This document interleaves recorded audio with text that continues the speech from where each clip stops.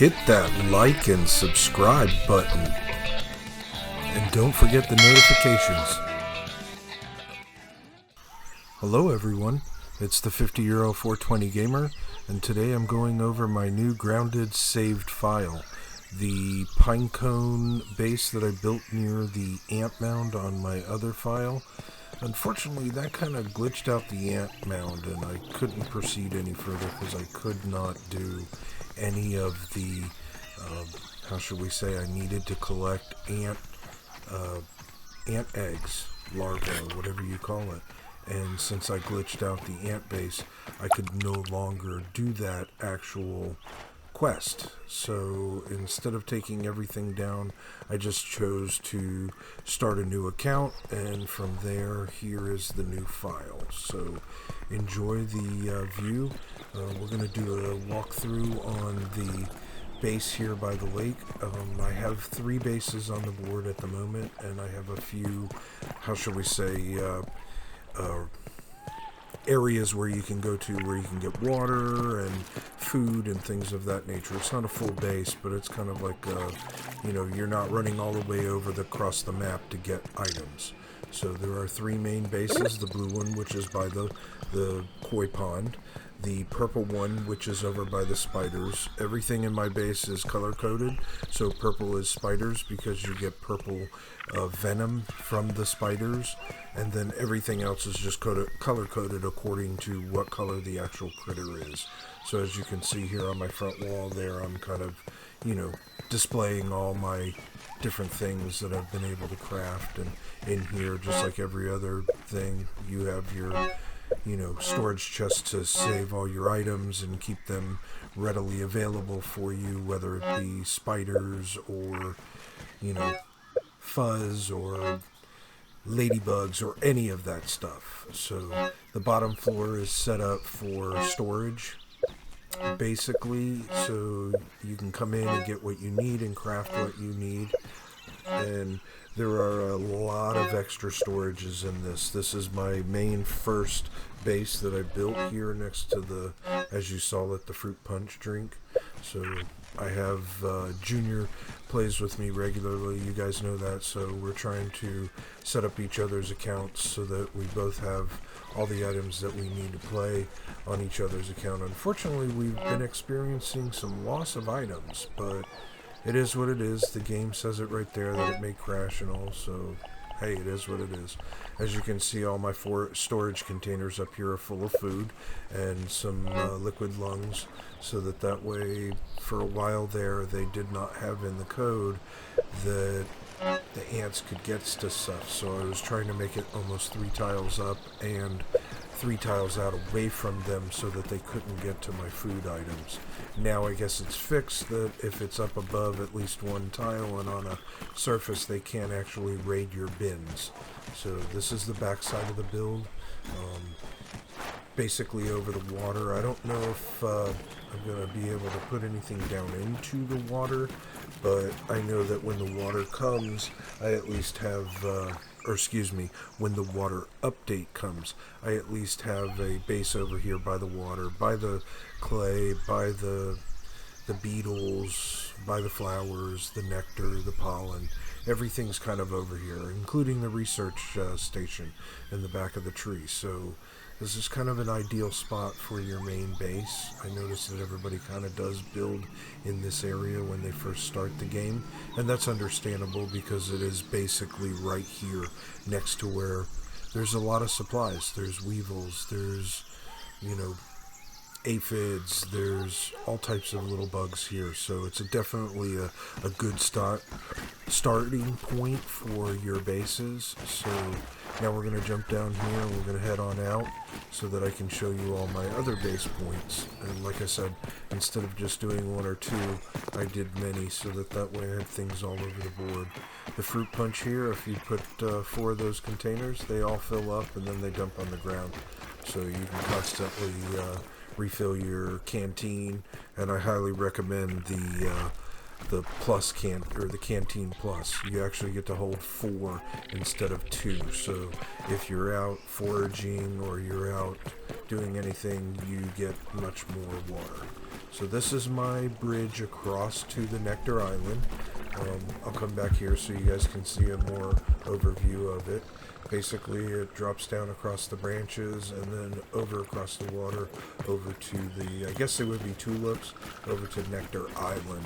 So once you go out here, there is a path to get down so that way when the water update comes, if I'm in the water over here, I can easily just get out of the water here and get up onto the actual, platform and the walkway to get to wherever. I just hope when the water update does come that my bridges do not get destroyed, because this was a lot of work. You guys have no clue, because there's no grass anywhere remotely close to here.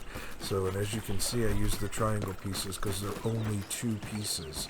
So up here is just storage for the smoothie station, because I don't know what kind of smoothies are coming with the new water critters. That ladybug is always there.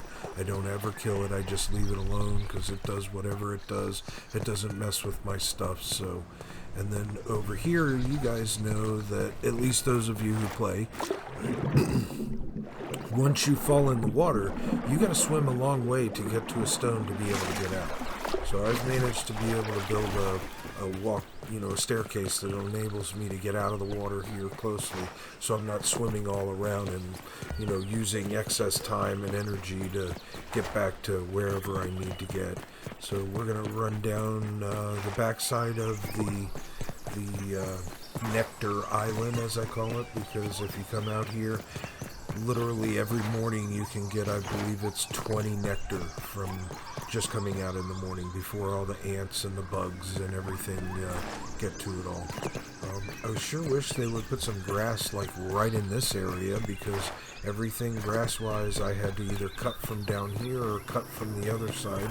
And since I started on this side, I actually cut everything from down here. And then once I got done, I realized I probably should have used some bounce pads, so I could have went up to the grass area right behind it and just cut everything down and just dropped it down, and then floated back down with your parachute, your whatever you call that, the dandelion.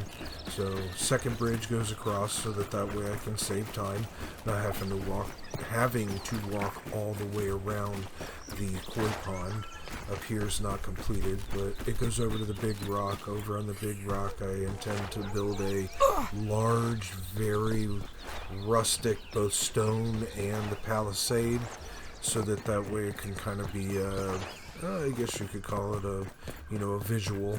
But everywhere on the map where you see the purple Z's, those are sleep stations, where they consist of basically a tent, a marker, and a smoothie station. The smoothie station and the marker and the tent will be getting removed on this once I've finished over there to my left where we just were, so that way I can just consolidate that. And now we're going over to the picnic table. So this base is white in reference to the picnic table, so that way when I look on the board, I already know where everything is on the board, but when you're at night, you can at least see your reference points and know that, okay, that's your white base, that's your purple base, and that's your blue base, and here's all your little stop points between. So, and what I'm also trying to do is make sure that there's food and water along the way, so that a lot of times I don't have to carry a canteen, and I don't have to carry other items that take up space in my inventory, so that if I'm out and I want to, take on as every spider on the board and every critter on the board, I don't have to stop what I'm doing, go back to one of the bases, put all the stuff in storage so I can go out and hunt some more. I want to be able to have enough storage space on me that I can just go and hunt everything and then go back to one base and put it all there. And then go back and hunt again the next day and put it all at another base. So that way during the game, if I'm playing with others, there's enough stuff at every base that anybody can go in any base, because this is a 4-player game. So if I have 3 other players in the game with me, they have enough to eat and drink, and they're not dying on the board, and the other players are trying to race across the board to pick them up and heal them, or whatever the case may be, just because they died of starvation. So this is my grand staircase. This took me a while. And then this is my, what I call it my flower trap. It's my flower star trap is actually what I call it. You basically put the flower in the middle and you wrap it with the traps themselves. I'll show you when we get over to the spider base. That's what my spider base is. It's just traps. I don't actually go over there and hunt the spiders because the traps do it for me. So I can just basically go over and collect their, the things that the spider gives me, whether it's, venom or spider webs or whatever. The one spider usually sits here, but he's not here right now, and you can see there's ants everywhere. And I don't know what it is, but since the update, when I get near the ants, you're going to notice here in the video. And then if you also notice, there's stink bugs over here. When there's anything in the game right now that has anything to do with a lot of animation, whether it be the ants moving or the stink bugs producing their gas, you'll see here shortly my game will really, right here, it really starts to lag. And it'll do this again when I come near a bunch of ants. And a lot of times it doesn't do it immediately, but it'll start to do it shortly thereafter, and then it'll lag for a while. So I don't know if it's the game dynamics or what, but I know that this does this regularly when I get near the Ant Mound.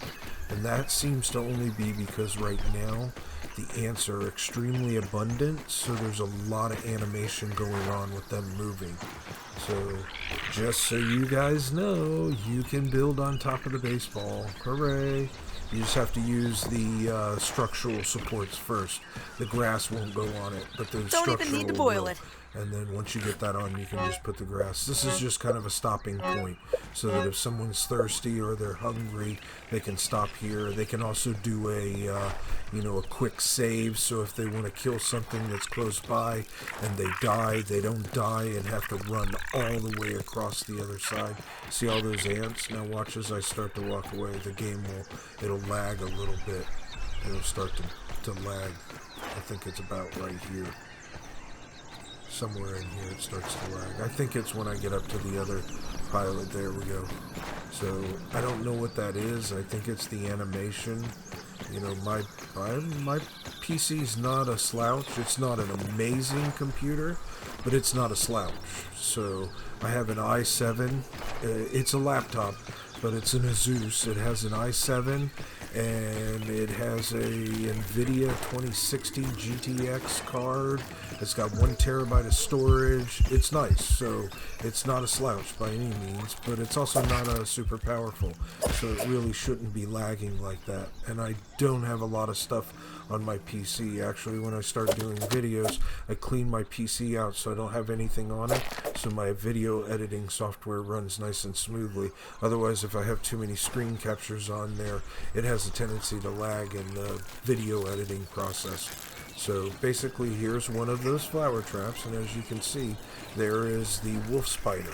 Now normally they'll just constantly prog on the flower, but as you can see, for some reason he went back over to his little leaf area and basically kind of took a nap. So basically I'm just coming over here to wake him up, kind of get him active and get him to come back out, because for some reason the wolf spiders will always prog on the flower. The orb spiders, if you're around close enough to them, they will not prog on the flower. They'll actually come after you. But for some reason, once you get a good enough distance away from the actual wolf spider, they just immediately go right back to the flower and prog on the flower until the traps actually kill them. So over here, as you can see, I don't know, it's kind of dark, but there he is on the trap, and there he just died. And then all you have to do is come over here and collect your items. And make sure that you do not touch those traps, because when I first started playing this game 3 weeks ago, and you guys know I was a Fortnite fan for quite some time, and I did use the adjective Fortnite fan, and I did use the term was, which actually is the adjective. Sorry about that. But unfortunately, since I am endgame and I have every weapon and every trap, and actually if you guys know by my last video of what my traps were and my trap rolls and how they were perked and everything, you guys know I have multiple traps on that game, and they're all legendary and they're all legendary rolled. So unfortunately the game is not really offering me Tiny anything Pete's ready right for now. some So tiny rest. I'm spending more time over here, which is fine by me because I love this game. So back to this game. This is my spider base. This is my spider trap build. They prog on that giant rock there and basically just go to town on the traps, and you just basically are able to collect all your items. You'll see I'll go in my spider chest on this particular location, and it's just filled with stuff. So that used to be my actual staircase up, but the wolf spiders for some reason just kept decimating it, and I was using the most durable material and then putting traps next to it, and I don't know what it was, but as soon as I took that out and left a hole there and moved the entrance or the access to get up there back to the backside of the soda can, and then came up this way, as soon as I'm up here on this bottom floor, as you guys can see here, it's just open. It's all my food, all my stuff, my smoothies, and all of that.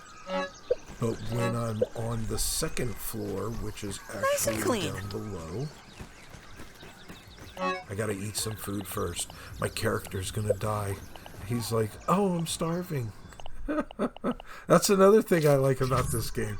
You have to actually maintain your character. It's not like Fortnite. You just run around in Fortnite. There's no real, okay, my character needs to drink. My character needs to, eat. And as you guys can see, here's my spider base. So tons of spider fangs, lots of spider parts, and quite a bit of spider venom. So that's why I'm a fan of these traps now, because back when they first came out, when I first used them about 3 weeks ago, they were junk. They didn't really kill anything. That is not the case now. You have to be careful, because if you touch them twice, you will die. They are that powerful. So definitely want to make sure that when you do use the traps, that you use them in a specific way. If you put them front to back, you can actually almost double them. The spikes cannot touch each other. As soon as the spikes get near where the code of the game says, then it does not allow that trap to be any closer. But if you put them front to back so that the spikes point out two different directions, you can make them into like one trap, which is then going to double hit the spider. So that's what I have actually below. If I could back up the video, I've put them back to back. So now we're going to go over to a video of a guy that climbed up on top of the plug outlet, and there was a whatever one of those wristband things are that we have in this game, the Scab, I guess you call it. And so Junior and I last night built this ramp up here to try and get a look at that and see if we could collect that Scab, both on my account and his account. And for some reason, we could not find the Scab on top of the outlet. Ooh, a cookie! Hooray! Who doesn't like Oreo cookies?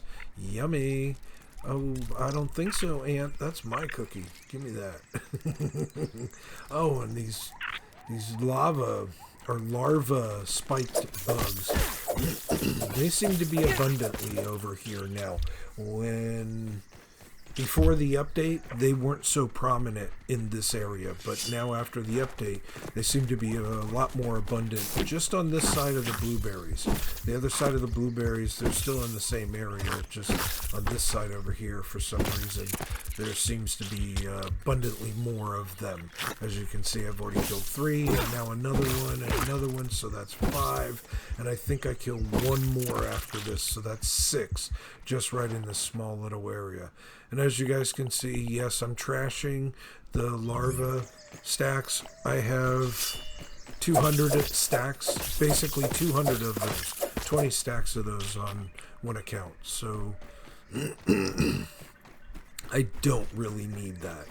So here is the pathway up to the deck of the house, and then out to the paint bucket, so that way you guys can kind of see where all my markers are. All the yellow bugs on the map, those were all different until the update came, and then everything got turned to yellow bugs. So I still haven't gone and removed those yet, but most of them will get removed because I don't need to know where the 420 bug killer is, even though it's pretty cool. You know, I am the 50-year-old 420 gamer. So thank you guys for your time today. Here we go. Here's some excellent. I put my parachute in, I hit the button, I need some help, and it does not even activate. So wah wah wah.